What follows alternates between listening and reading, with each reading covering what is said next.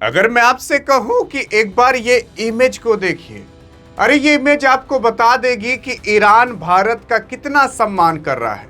ये इमेज बता देगी कि ईरान के अंदर भारत के लिए क्या है, क्योंकि भारत आ रहे जहाज पर ईरान ने गोलियों से उसका स्वागत किया है और कहा है कि शांति से किनारे लग जाओ।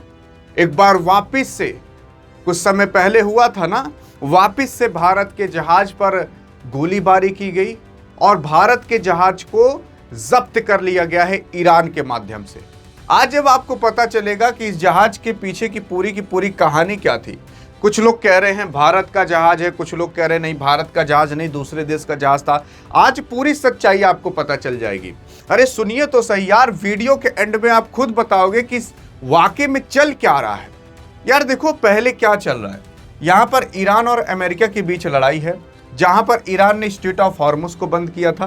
तो स्ट्रेट ऑफ हॉर्मुज के पहले अमेरिका ने भी अपनी सेना को लाकर खड़ा कर दिया। तो ना तो अमेरिका किसी को अंदर आने और बाहर जाने दे रहा है, ना तो ईरान किसी को अंदर आने और बाहर जाने दे रहा है। असल में ईरान अभी तक चोरी चुपके से चाइना को और कुछ अन्य देशों को अपना तेल बेचा करता था, जिसकी वजह से ईरान के पास कुछ पैसे आया करते थे। लेकिन अभी हाल फिलहाल जब से अमेरिका ने ब्लॉकेड लगा कर रखा है हॉर्मुज पर, तब से चाइना तेल नहीं खरीद पा रहा और तब से ईरान तेल किसी को बेच भी नहीं पा रहा है। और इन्हीं सब कारण की वजह से ईरान को प्रतिदिन मिलियंस ऑफ डॉलर्स का नुकसान हो रहा है। और अमेरिका तो यही चाह रहा है कि ईरान कुछ समय तक और तेल ना बेच पाए, जिसकी वजह से ईरान पूरी तरीके से टूट जाए, उसके पास पैसे की कमी पड़ जाए और फिर ईरान को आकर हम धो पीट कर बराबर कर देंगे। और इसी वजह से ट्रंप बार बार इस सीज फायर को एक्सटेंड करने की कोशिश कर रहा है, ताकि इस सीज फायर का समय आगे बढ़ता चला जाए और ईरान थोड़ा करके बहुत ज़्यादा टूट जाए। और अगर पैसे से टूट जाता है तो इसके पास पैसे नहीं होंगे मिसाइल बनाने के लिए या कोई अन्य चीज़ खरीदने के लिए। इसी वजह से अमेरिका ये दाव अब चलने की कोशिश कर रहा है। लेकिन अभी हाल फिलहाल देखोगे तो उसी हॉर्मुज से 3 जहाज गुजर रहे थे और उन 3 जहाज में से एक जहाज ऐसा था जो भारत आने वाला था, भारत की गुजरात पोर्ट पर आने वाला था। अब इन 3 जहाज में से मैं आपको सच्चाई बताऊं, एक जहाज जो था वो तो सेफली निकल गया, लेकिन वो भारत नहीं आ रहा था, वो कहीं और जा रहा था। मतलब 3 जहाज आ रहे थे, 2 जहाज को ईरान की नेवी ने पकड़ लिया, तीसरे जहाज को नहीं पकड़ पाए और तीसरा जहाज सेफली निकल गया। लेकिन उस पर भी गोलीबारी हुई थी, लेकिन वो तब भी निकल गया। 2 जहाज को पकड़ लिया गया है, जिसमें से एक जहाज भारत आ रहा था, उसको भी पकड़ लिया गया है। यानी कि भारत आ रहे जहाज को भी कोई इज्जत नहीं दी जा रही कि भारत आ रहा है कि भारत से जा रहा है। यार अगर आप देखोगे, जो भारत का जहाज था, जब उसके ऊपर गोलीबारी ईरान ने कर दी, तो वो तो दूसरा देश का जहाज था जो भारत आ रहा था तेल ओल लेकर, और उसके अंदर कई सारी मशीनरी चीजें और बाकी अन्य चीजें भी भरी हुई थी। उन सबको भी भाई साहब पूरी तरह का जब्त कर लिया है। पहले जहाज का नाम अगर आप सुनने की कोशिश करोगे तो उसका नाम है इपामिनॉन्डास। इपामिनॉन्डास जो जहाज था वो कहीं और का नहीं बल्कि लाइब्रेरिया के झंडे वाला और ग्रीक स्वामित्व वाला एक जहाज है, जो संयुक्त अरब अमीरात यानी कि यूएई से जेबेल अली से गुजरात की मुद्रा तक आने वाला था। अरे गुजरात की मुद्रा का मतलब गुजरात के बंदरगाह की ओर वो आ रहा था। यही इपामिनॉन्डास नाम का जो झंडा था, ये कहीं और का नहीं बल्कि ये ग्रीक साम्राज्य का था और यही जहाज भारत आ रहा था। इस पर काफ़ी सारे सामान लदे थे और ऐसा भी कहा जा रहा है तेल भी लदा हुआ था। तो ये जहाज अगर भारत आ जाता तो भारत के अंदर थोड़ी जो तेल की दिक्कत हो रही थी वो भी ना होती और जो सामान ये पूरा था ये भी आ जाता। लेकिन इस पर इतनी गोलीबारी की गई कि ऐसा कहा जा रहा है कि नाव को यानी कि जहाज को भी थोड़ी क्षतिग्रस्तता पहुंची है और थोड़ा नुकसान हुआ है। और उसके बाद ईरान ने कहा कि चलो थोड़ा किनारे लगाओ, तो अभी हम तुमको बताते हैं। अब इनके साथ और इस पे जो बैठे पायलट और जो क्रू मेंबर्स होंगे उनके साथ क्या कर रहा है ईरान, इसके बारे में भी कुछ भी नहीं पता है। हाँ, लेकिन ये जहाज भारत का नहीं था ये दूसरे देश का, आ रहा था भारत ही। उसी के साथ साथ अगर आप देखोगे, ईरान की जो इस्लामिक रेवोल्यूशनरी गार्ड यानी कि IRGC है ने कल बुधवार मतलब 22 अप्रैल को हॉर्मुज जलडमरू मध्य यानी कि स्टेट ऑफ हॉर्मुज में 2 प्रमुख मालवाहक जहाज को जब्त कर लिया है।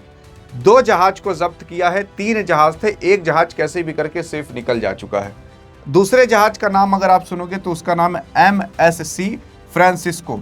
ये जो जहाज था ये पनामा के झंडे वाला जहाज था, जिसमें ईरानी बलों ने फायरिंग करने के बाद इसे भी हिरासत में ले लिया है।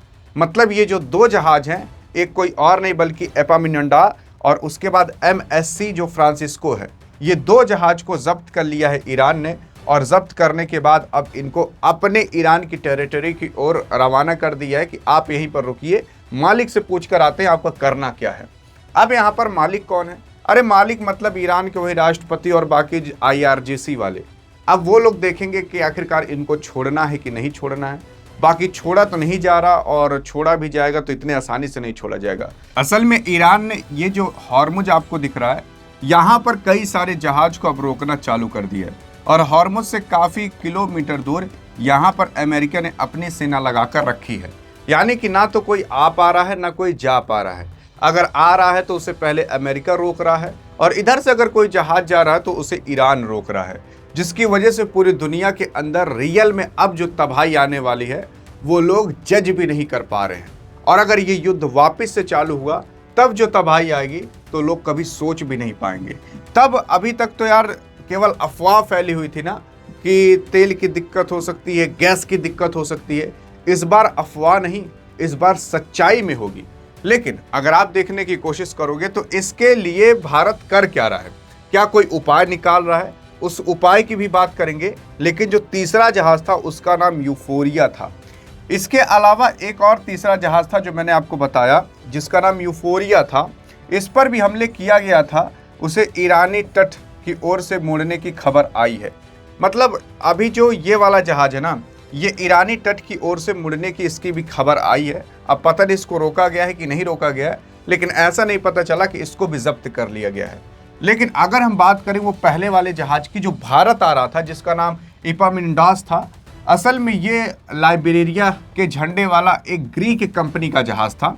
अगर बात करें UAE से ये निकलकर भारत के जो मुद्रा बंदरगाह है वहाँ पर आ रहा था। दूसरे जहाज की बात करें तो जिसका नाम MSC फ्रांसिस्को था, यह भैया पनामा झंडे वाला मालवाहक जहाज था। रिपोर्टर्स के अनुसार अगर माने तो ईरान बलों ने इस पर फायरिंग करके इसको भी अपने नियंत्रण में ले लिया है। तो मैंने आपको सभी जहाज के बारे में बता दिया। अब क्या हो सकता है क्या नहीं, कितनी कीमत बढ़ेगी कितनी नहीं, उसको समझते हैं। देखो यार, जहाज के जब्त होने के बाद ही जो अंतर्राष्ट्रीय बाजार में कच्चा तेल है उसमें जो कीमत का उछाल है वो $3 से $5 प्रति बैरल बढ़ चुका था। मतलब भारत का एक जहाज जब्त क्या हुआ, पूरे दुनिया के अंदर $3 से $5 प्रति बैरल तक कीमत में उछाल आ गया।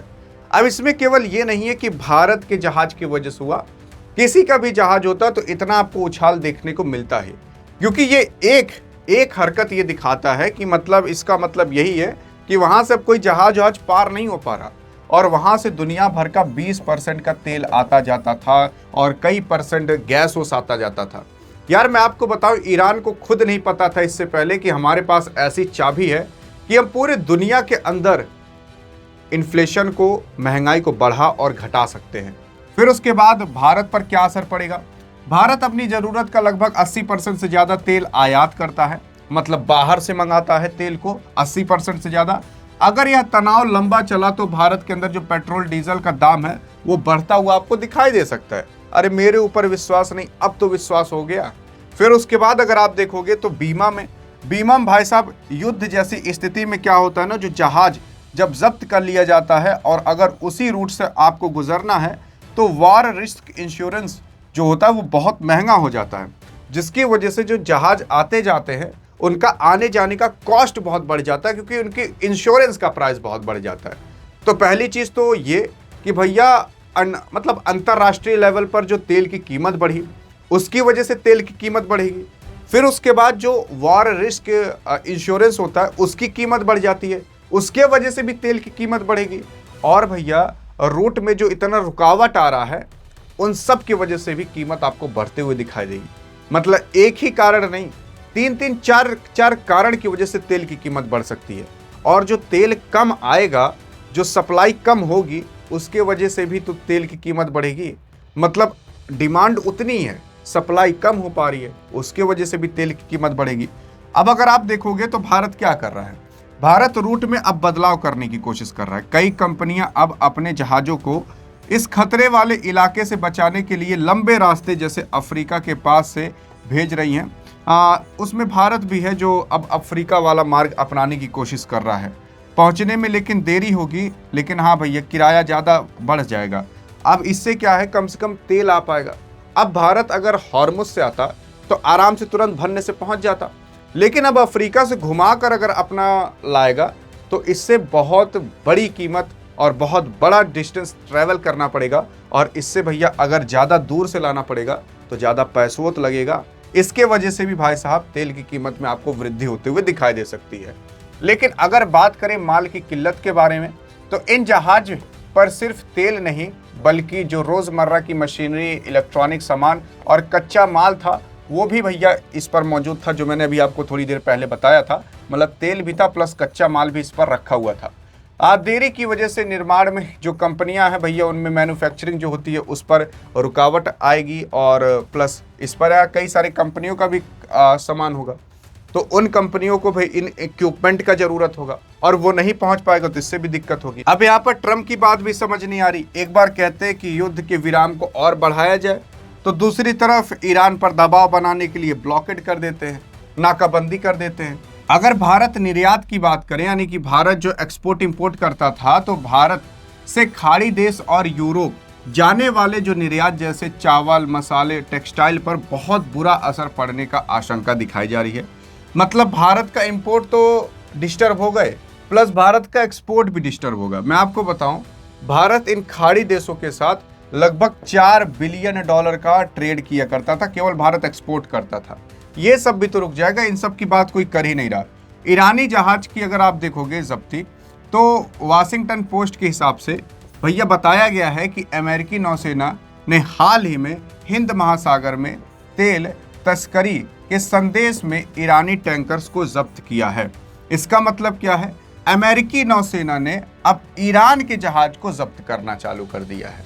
सिंपल सा मतलब यह है कि जब ईरान सभी जहाजों को जब्त कर रहा है, तो अब जो हिंद महासागर के अंदर या अरेबियन सी के अंदर कहीं पर भी अमेरिका ईरान के जहाज को देख रहा है, तो अमेरिका ईरान के जहाज को जब्त कर ले रहा है। अब भैया अब यहाँ पर आपको यही देखने को मिलेगा, वो उनके जहाज को जब्त कर रहे हैं, वो उनके जहाज को जब्त कर रहे हैं। एक समय बाद पता लगेगा कि ईरान ने 100 जहाज को जब्त किया है, अमेरिका ने 50 जहाज को जब्त किया है। अब मतलब युद्ध से ज्यादा आपको नाव जब्त होते हुए दिखाई देंगे। फिर उसके बाद ब्लैकमेल किया जाएगा कि अगर तुम नहीं छोड़े तुम्हारे हम सारे जहाज को उड़ा देंगे। मैं आपको यही बता रहा हूं, आप ये वीडियो नोट करके सेव करके रख लीजिए। कुछ समय बाद आपको ये सुनाई देते हुए दिखाई देगा कि भैया हाँ, अब अमेरिका ये धमकी दे रहा है क्योंकि उसने 50 जहाज को जब्त कर लिया है, कह रहा है कि तुरंत हमारे जहाज को छोड़ो नहीं तुम्हारे 50 जहाज को उड़ा देंगे। तब ईरान कहेगा तुम हमारे जहाज को छोड़ो नहीं तो हम तुम्हारे जहाज को उड़ा देंगे। अब कुछ इस तरीके से चलने वाला है, और उसमें दूसरे देश के भी जहाज रहेंगे। तब उसमें दूसरे देश को जबरदस्ती कूदना पड़ेगा अपने जहाज को बचाने के लिए, क्योंकि अभी तक भारत के लगभग 10 से 15-20 जहाज फंसे हुए हैं हॉर्मुज में, कोई इसकी बात नहीं कर रहा है। बाकी अगर अधिक जानकारी चाहिए ऐसे ही, तो डिस्क्रिप्शन में व्हाट्सएप चैनल का लिंक है, वहां पर भी जाकर फॉलो कर सकते हो। और ऐसी current affair, geopolitics, GK, GS से संबंधित आपको सारी इंफॉर्मेशन मिलते रहेगी। बाकी इस वीडियो में मिलेंगे, तब तक के लिए जय हिंद, जय भारत।